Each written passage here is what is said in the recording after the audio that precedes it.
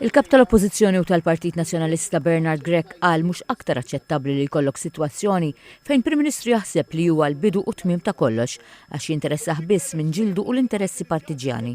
F'attività politika bit-tema lik fiż-Żebbuġa Għawdex Dr. Grech qal li l-politika mhijiex maħmuġa imma kien hemm inħammiġa u dawn illum jinsabu jew akkużati bi frodi, serq, miżappropriazzjoni u ħassil ta' flus jew qed jgħinu lil min qed jaffaċċja dawn l-akkużi biex jaffaċċjax ġustizzja.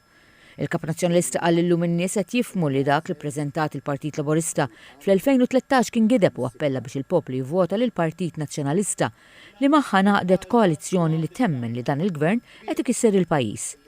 Fosthom semma 20 għaqda tal-istudenti, l-imsieħba soċjali, l-editorjali tal-gazzetti li kuljum qal qed iċanfru lill-Prim Ministru u jgħidulu li qed jiżbalja u jniżżel il-pajjiż l-isfel.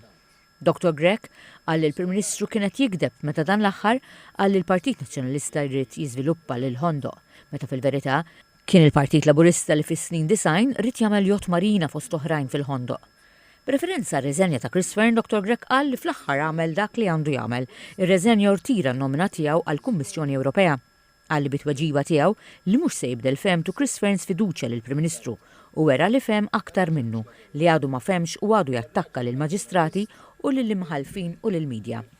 Il-kap nazzjonalista qal il-Gvernatur tal-Bank Ċentrali Edward Cicluna wkoll qed jagħmel ħsara kbira lill-pajjiż u l-Prim Ministru jibqa' ma jinteressax minn ħadd u minn xejn. Dr. Grech qal il-Partit Nazzjonalista se jibqa' jagħmel pressjoni għax il-pajjiż jixraqlu aħjar.